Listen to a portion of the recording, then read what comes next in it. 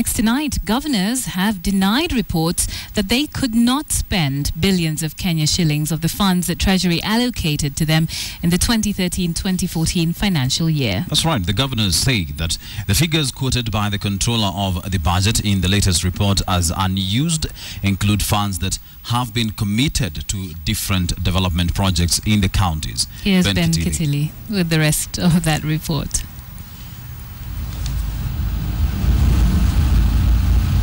The governors have been reacting to a report released by the Controller of Budget on how the county government spent funds allocated to them by Treasury as the first financial year of devolution draws to a close.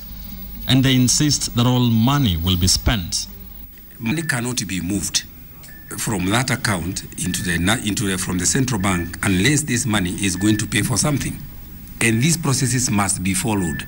Therefore, there's a time lag between the processes and when the money moves out of the account.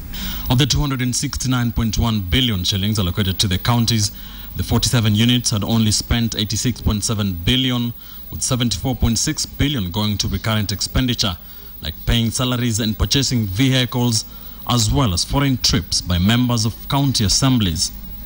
This left a whopping 182 billion lying idle in banks. The governors maintain that this money is in fact not idle.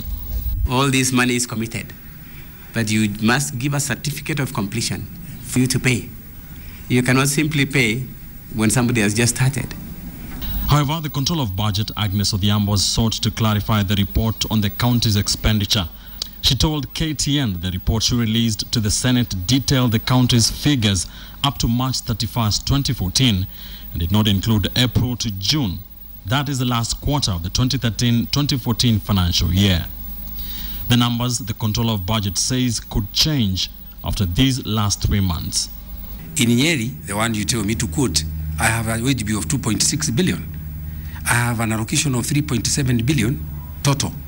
So the only balance left for me for recurrent and operation and development is that balance. The report has highlighted relatively low proportions of expenditure on development against the total expenditure.